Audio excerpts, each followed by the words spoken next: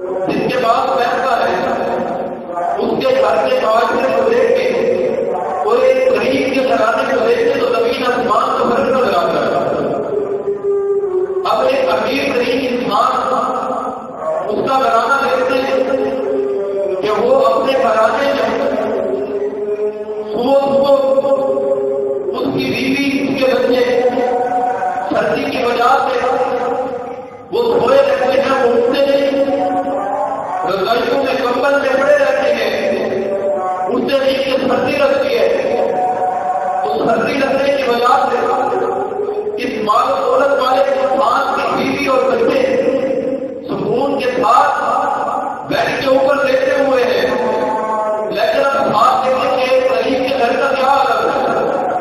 غریب اٹھے نماز پڑھنے کے بعد اس نے اپنے گھر کے اندر کام کاج کیے، گھر کی صفائی کی ہے، صفائی کی ہے۔ اگر کوئی ایک بات غریب گھرانے کی ہے وہ اپنی گھر کی صفائی کرتی ہے، اپنے بچوں کو کھانا تیار کر کے دیتی ہے اور سارے گھر کے کام کر کے اس امیر غریب انسان کے گھر میں جا کے پہنچ کے پھر وہاں سے بھی روٹی کرتی ہے۔ ادھر امیر کے گھر چائے بنانے کے لیے بھی نوکرانی رکھی ہوئی ہے، کھانا بنانے کے لیے، پراٹھے بنانے کے لیے، کھانے تیار کرنے کے لیے، تیار کرنے کے لیے وہ رکھا گیا ہے مزدوری کے طور پہ، اجرت کے طور پہ۔ یہ ہے غریب کا گھرانہ اور یہ ہے امیر کا گھرانہ۔ اب اس امیر کے گھرانے اور غریب کے گھرانے میں فرق کیا ہے؟ اور امیر کے گھرانے کے جو لوگ رہتے ہیں ان کا حق غریب کے ساتھ کیسا اچھا برتاؤ کرنے کے ہے وہ کیا ہے؟ اگر غریبی اللہ تعالیٰ نے دی ہے، اس کو مال و دولت اللہ تعالیٰ نے دی ہے، اللہ تعالیٰ چاہے اس مال و دولت والے انسان کو مزدوری کے لیے آئے تو مالک کی مرضی ہے۔ اب ایک نوکر کو اٹھا کے غلام عالم کو اٹھا کے حق میں اٹھانے پھرنے والا ہے، وہ مالک کی مرضی ہے۔ وہ مالک نہیں مالک جو تمہاری جانے جن کے تمہارے دائیں ہاتھ مالک بن جائے، جن کو تم مزدوری سے رکھو ان کے ساتھ غلط طریقے سے پیش نہیں آنا، ان سے نرمی سے پیش آنا ہے، ان سے اچھے برتاؤ سے پیش آنا ہے۔ اب یہ ماں تھی جو گھر کے سارے کام نپٹانے کے بعد، تمام کام کرنے کے بعد امیر کے گھر میں سارا کی نوکری کرتی ہے، تنخواہ کی 5,000 پوری آواز ہے، سارا مہینہ تیرے کپڑے دھونے کے لیے بھی نوکرانی موجود، تیرا کھانا تیار کرنے کے لیے بھی نوکرانی موجود، تیرے بستر کو فولڈ کرنے کے لیے بھی نوکرانی موجود، تیرے گھر کی صفائی کرنے کے لیے بھی نوکرانی موجود ہے، تیرے بچوں کے کپڑوں کو استری کرنے والی نوکرانی موجود ہے، تیرے گھر کے اندر تمام کام کرنے والی نوکرانی موجود ہے۔ اور یہ مالک جو امیر شادی کرنے تک پہ بیٹھے ہیں، اللہ تعالیٰ ہے کو راستہ غریب ہے اس کے ساتھ تعاون کیجیے، اس کے ساتھ کیسا تعاون؟ ایک تنخواہ کا سارا مہینہ مزدوری کرا کی وقت ہو جاتی ہے، اس کے اندر کوئی طاقت قوت رہنے کی سخت کافی نہیں رہتی، اس سے کیا طاقت ہے؟ سارا کام کاج میں نکالتے ہوئے، اور آپ سارا کام کاج سے وہاں کا ہوتا ہے۔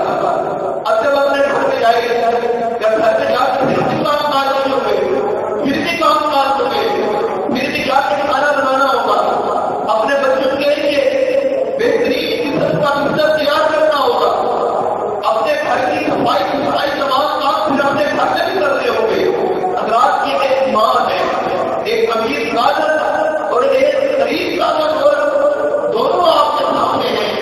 اب ان کی اولادوں کو دیکھیے، اب ایک بچہ ہے، ایک امیر شادی کا بچہ، امیر گھرانے کا بچہ ہے اور ایک غریب گھرانے کا بچہ ہے، دونوں صبح اٹھتے ہیں۔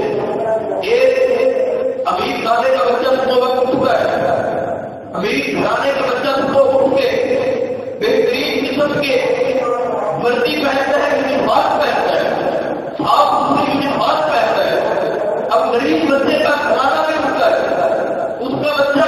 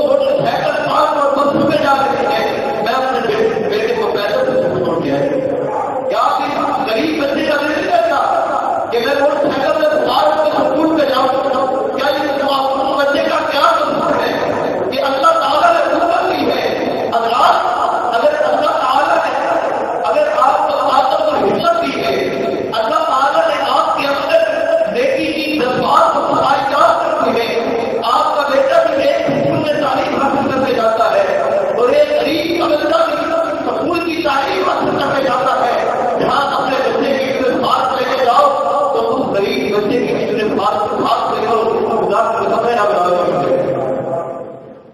اور جب وہ اپنے بچے کو چھوڑنے کے لیے موٹر سائیکل پہ کار پہ اللہ تعالیٰ نے جو سواری کی ان سے چھوڑنے کے لیے جا رہے ہو اس بچے کو ساتھ بٹھاؤ گے تو ہمارے روز کے اندر جانے رابطہ ہو جائے گا.